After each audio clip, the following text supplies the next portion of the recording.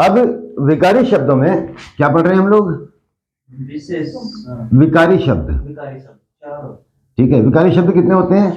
चार। कौन कौन से? संज्ञा, सर्वनाम, सर्वनाम, विशेषण और क्रिया। विशेषण और क्रिया, ये आपके हैं विकारी शब्द। विकारी शब्द में तीन पढ़ लिया आपने, दो पढ़ लिए, संज्ञा हो गई, सर्वनाम हो गए ना। अब जो टॉपिक आ गया कौन सा आ गया? विशेषण। ठीक है, दो आपके हो चुके हैं, तीसरा आपका आ गया। विकारी शब्द कहते हैं किसको वैसे? जिनमें वचन काल के आधार पर परिवर्तन हो जाता है। तो विशेषण किसे कहते हैं? संज्ञा या सर्वनाम की विशेषता बताने वाले शब्दों को विशेषण कहते हैं। संज्ञा या सर्वनाम की विशेषता बताने वाले शब्द, बताने वाले शब्द विशेषण कहलाते हैं। ठीक है, संज्ञा या सर्वनाम की विशेषता बताने वाले शब्द विशेषण कहलाते हैं। विशेषण चार प्रकार के होते हैं। विशेषण चार प्रकार के होते हैं। देखो भाई, नाम के पीछे चलना, बस नाम याद होंगे तो सब कुछ कर लोगे। ठीक है। नंबर एक, गुणवाचक। नंबर दो, संख्यावाचक, संख्यावाचक। नंबर तीन, परिमाणवाचक, परिमाणवाचक। और नंबर चार, सार्वनामिक विशेषण, सार्वनामिक विशेषण। ठीक है भाई। गुणवाचक, गुण का मतलब क्या होता है? गुण बताएगा। काला, गोरा, लंबा, छोटा। काला, गोरा, पतला, गर्म, ठंडा, तेज, तीखा, ये सब क्या है आपके? गुण। संख्यावाचक, संख्यावाचक में क्या होगा? दो लड़के, तीन लड़की, दो अच्छा, पेंसिल, दो कुछ। एक कलम, इस लड़के लड़की से बाहर निकल यार। दो मेज, नौकरी चाहिए तो लड़के अपने आप पीछे पीछे आ जाएंगी। एक कलम, दो मेज, चार अनार। ठीक है।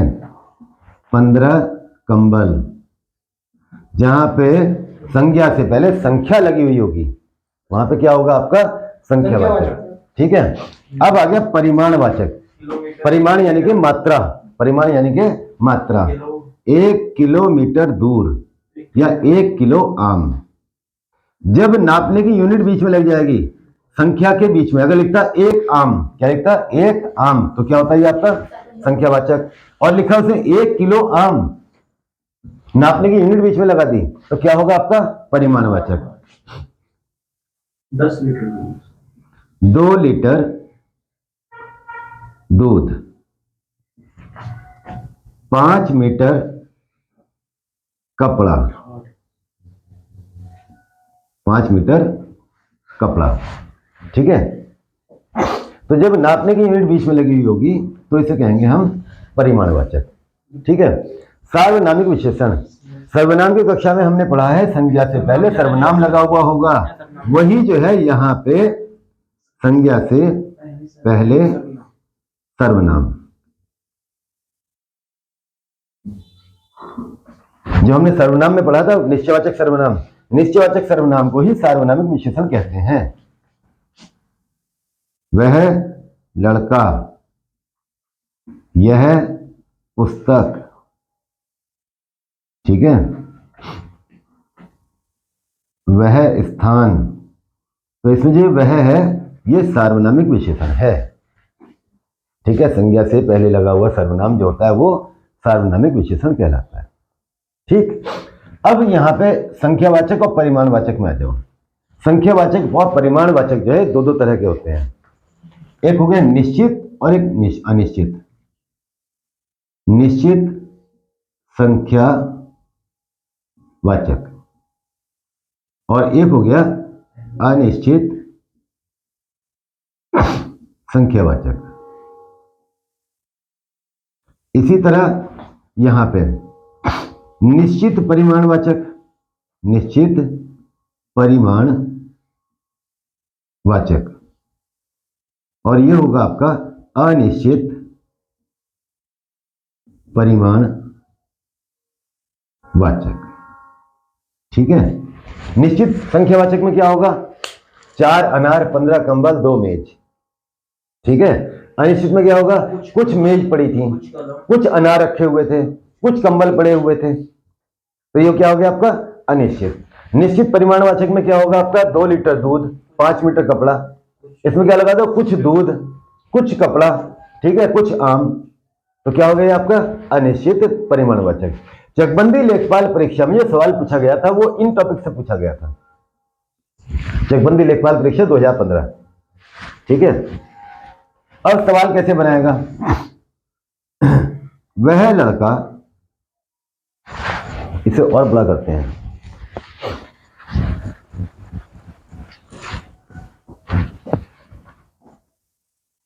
वह लंबा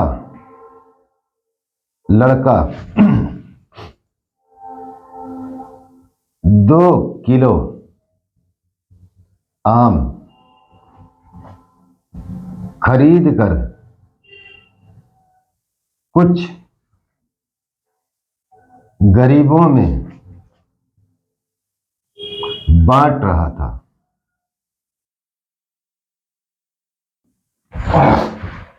कितने विशेषण हैं?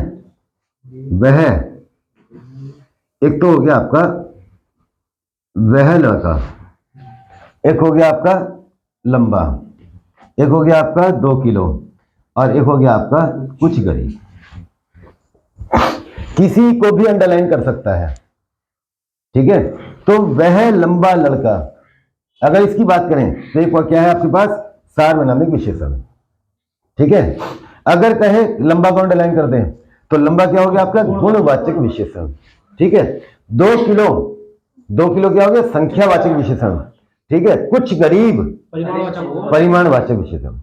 तो संख्यावाचक, ये संख्यावाचक है, अनिश्चित संख्यावाचक, क्योंकि जहां गिन सकते हैं वहां पे संख्या होती है। ठीक है। जहां पे हम गिनती गिन सकते हैं वहां पे क्या होगा? संख्यावाचक कहलाएगा। तो कुछ गरीब, इसका मतलब क्या हो गया? अनिश्चित संख्यावाचक। ये क्या हुआ आपका? परिमाणवाचक। 2 किलो आम क्या है ये? परिमाणवाचक, क्योंकि 2 किलो क्या होता है? परिमाण होता है। लंबा क्या होगा आपका? गुण। वह लंबा लड़का क्या होगा? ये सार्वनामिक विशेषण। समझ में आ गया कैसे छांटते हैं?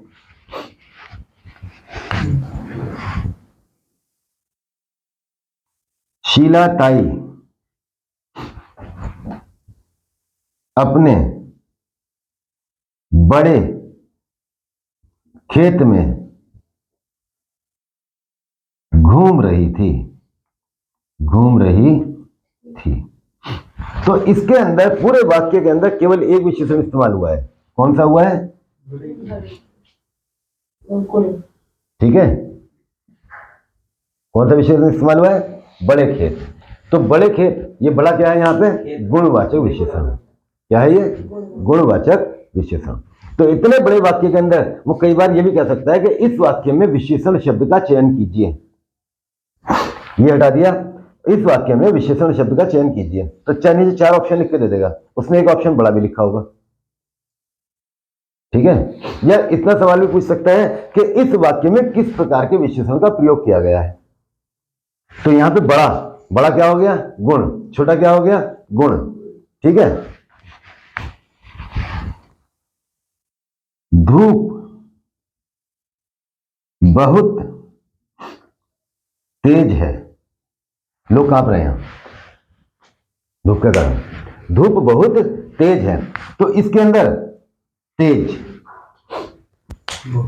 तेज किसकी विशेषता है? धूप की। तो क्या है ये? गुणवाचक विशेषण। ठीक है। फल बहुत महंगे हैं, महंगे, तो महंगा होना विशेषता है। कौन सी विशेषता? गुणवाचक। ठीक है। आम कतई लाल हो रहे थे, लाल, लाल, तो क्या हुआ? गुणवाचक विशेषण। ठीक है। टमाटरों के भाव के कारण खरीदार का मुंह लाल हो गया। ठीक है, टमाटरों के भाव के कारण खरीदार का मुंह लाल हो गया। ठीक है, तो मुंह लाल हो गया, तो लाल होना क्या हो गया यहाँ पे? गुणवाचक विशेषण। मिर्च बहुत तीखी थी। ठीक है, वह लड़की तीखी मिर्ची के समान थी।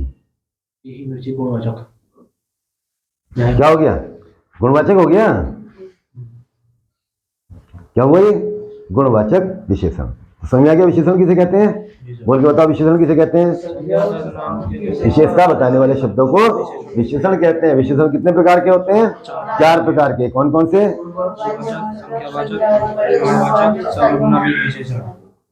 नाम याद होंगे तो सब कुछ कर लोगे। नंबर 1, नंबर 2, नंबर 3, नंबर 4 सार्वनामिक विशेषण।